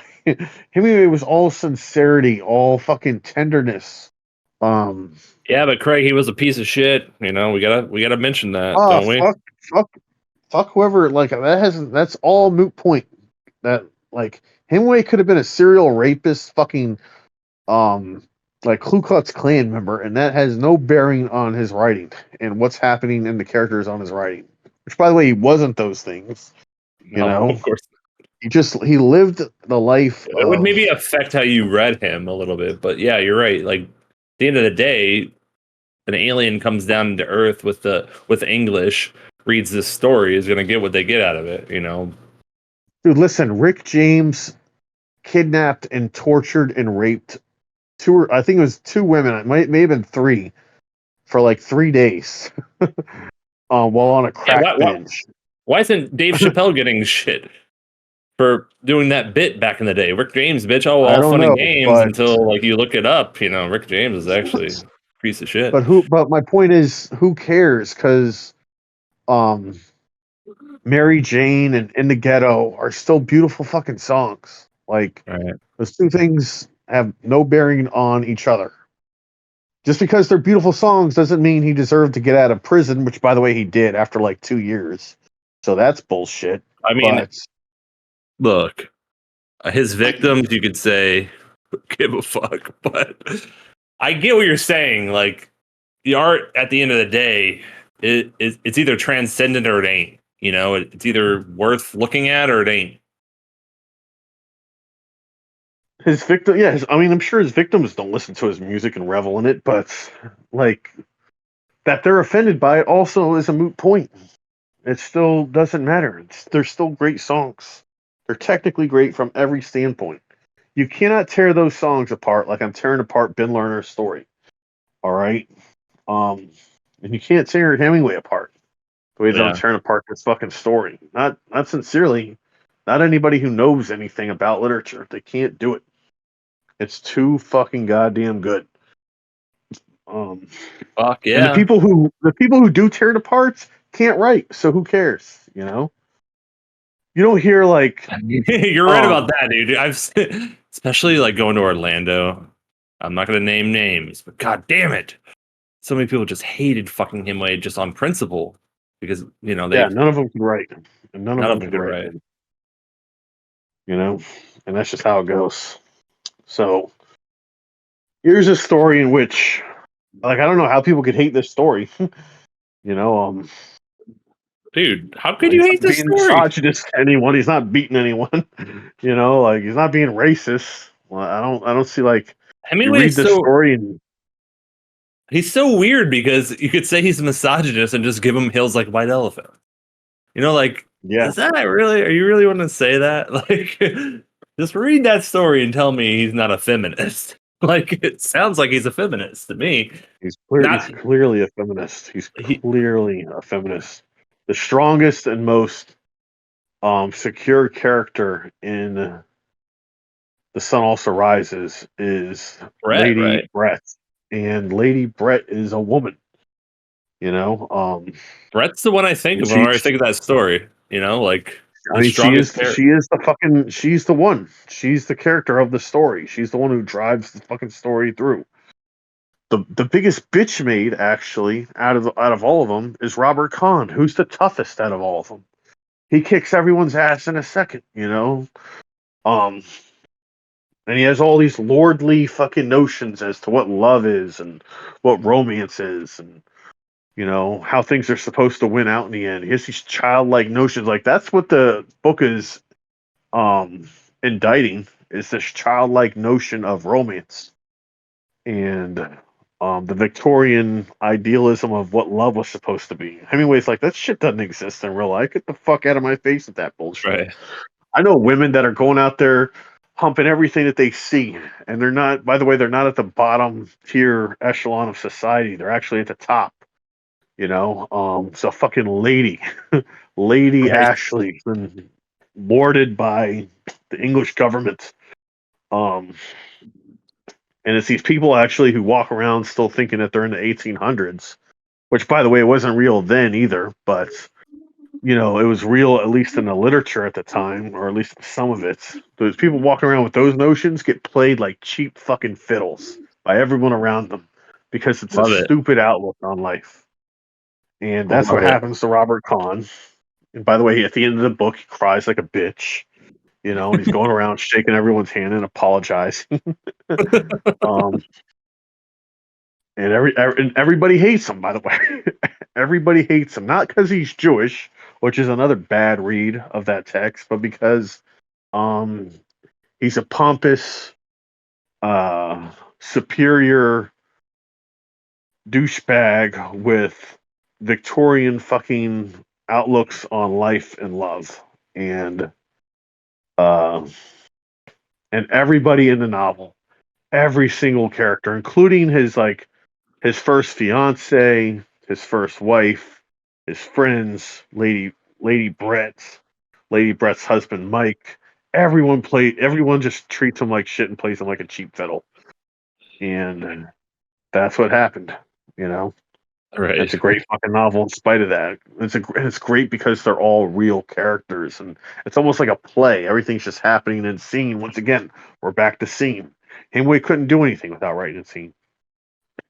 And that's one of the Good. reasons he's great. That's why we're reading them today, man. Hell yeah. We'll read some more fucking Hemingway on this podcast. You know what? If you don't like Hemingway, go fuck yourself, whoever's listening to this. Yeah, All yeah. right. If you're here right now, if you're 2 hours deep into a Craig and John podcast and you don't like Hemingway, you gotta get out of here, man. You gotta do something with your life. Like go write whatever the fuck you think is good. Get the fuck out of here. Fuck Yep. you, by the way. Yep. Anyways, what do you want to read for next time, John? What are we doing? Ben Lerner, of course. Like, let's And go, Learner. man. Let's put it on the fucking. Let's put it on the thing. Dude, I don't know, man. Shit. Let's think about You it. want to Let's pick some? think about it. Want to do some poems again? I want to pick some poems that Nah. I think you don't like, and I want to make a case for why they're good. And one of Really? them's going to be James Dickey's the Sheep Boy Goat poem? goat fucking poem. Hell yeah. We shouldn't go back to poetry just yet, should we? Like, when we Yeah, I just mean, we can on do whatever poetry? we want. I know It's we our can do thing. whatever. If you have a short story you want to talk about, let's talk about it. Before the podcast, I was thinking like maybe we should talk about something by Nick. That'd I'm be not cool. sure. I think it'd be cool, but I'm not sure. I Like, mean, what would you say is Nick's best story? I like the Cosmos, and I like, of course, I like Little Candy. Little That's one. Candy. Hell yeah, Little Candy's great. You want to talk about that one next time? You got into it, huh? Yeah, maybe we'll do Yeah, that. hell yeah. I'm always down there. I was thinking about that earlier, actually. Um, how those two are my favorite. And I haven't Both very read. different stories. We could talk about both of them, actually, if you want. Yeah. Well, maybe we'll talk about Little Candy and I'll just read Cosmos to refresh my memory. But Hell yeah. I haven't read Little All right, Candy in fucking long time, dude. It's been a long time. dude, that sounds perfect to me, man. That's what I was thinking of earlier. I was like, yeah, Little Candy. That's the one that's like kind of in your that sticks in your head, you know? Fuck yeah, it's brilliant. He wrote that a Um, long time ago, too. yep. All right, cool. All right, man. All right. See you next week. Yeah, I'll see you next week, man. Take care, all right? Hey, by the way, before you get off, are you there? Uh huh. When you starting you're at Palm Beach State? I'm not sure exactly. I finally did all the online stuff. I signed the offer letter. So probably not this weekend, but probably next weekend I'll probably start. Nick still there? Teaching? Yeah, he is. I'm gonna see him Tuesday, hopefully. Holy shit, man. This is a big deal, We're gonna dude. try and we're gonna try and figure out if we're gonna do this club thing or not. Um, now that I'm here, I can be a part You of it should start the officially. club, Craig. What are you doing? You just do Yeah, the club. You be Nick. That was your ultimate like I think that's trajectory. what I have to do. I really think that's what I have to do. Yeah. Like get Nick in, like Nick will be your Mary, right? Like he'll Yep.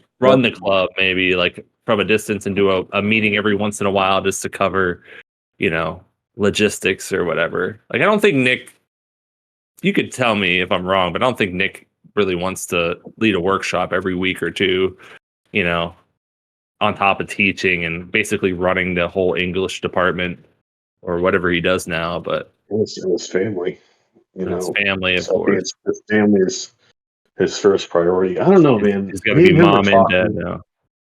So Nick's really antagonistic towards my feelings about the Democratic Party, uh, and especially my feelings about Joe Biden. Right. You're basically And from what I know, you're basically like, yeah, fuck it all, fuck all politicians. And Nick's like, well, we yeah, need the Democrats still, right? right. And he thinks that these Trump indictments and everything are a testament to the credibility of our government. But my feelings Yeah. about that is if that were true, a whole lot more politicians would be getting indicted right now. Look, I would love to have a Um, political podcast with you, but it's just not going to happen. All right, we cannot talk about right. Well, politics. my point is basically that Nick was like, dude, I'm thinking about running in the Democratic Party in some capacity. A local government. And I'm like, yeah. And I'm like, Whoa, oh, Nick, I don't know, man. Like, I think he'd be good at it, but I also think it'd kill his art, he would you be know? great at it, and it would Yeah. destroy his art. Yeah. I'm like, Obviously, dude, like you can't be a politician, right? you can't be a politician, be an artist, any kind of artist. Every kind of artist, like artists put things into the world, politicians take things Look, out. Nick is That's how the fucking fucking uh, relationship works. Nick is fucking brilliant. All right, if anybody could do it, it would be him. But he would have to like go into it with like, I'm just gonna crash and burn if I have to, and it would crash and burn probably within the first 30 days. Would be my guess. Yeah, I don't know. I don't know, man. Um, I'd vote I've for him. never. I'll tell you that. I mean, who wouldn't? But We may never read his stories again. Yeah, that's the issue. He may have to let that part of his life die. And maybe that part was contingent upon Talisa, honestly, because I haven't seen the LaRocca story in a long time, um, which is unfortunate. But, there's something to be said for the love of a real woman and how it affects your. And we were talking about this again, loneliness, the loneliness of men and the loneliness of people. Facing down 50 years old and being alone is a scary fucking proposition. Um, Yeah. Especially when you found the one, you lost her. I think a part of his Well, staring. exuberance and his ego may Yeah. have been tied to her. And I mean, hey, he's still out there teaching. He's still out there working. He's still out there providing for his kids. Uh, so he's doing better than other parts of my family who lost somebody and are doing nothing. But Right. Man, um, I love that man. I love Talisa, but it got to be tough to be like say, hey, I'm going to do this all over again. And like, no yeah, matter how well it goes, that's a possibility. It's got to be like yeah, an impossible decision, and it's got to be at the back of your mind all the time. And yep. fuck, Craig, what the fuck are we talking about? Hemingway, or we got to get out of here? We're talking about Hemingway and loneliness. Yeah, Anyways, brother, I fuck, will talk to man. you next Wednesday about Nick's work, Nick's old work, Let's do and it. how great. We'll read All Cosmos right. too as like a auxiliary thing, but I'll dive into Little Yeah. Candy, I think. Oh yeah. All Let's right. focus on Little Candy, and we'll see what else you want to talk about. All right, brother. I'll talk to you All right, later. man. Later. Peace. Peace.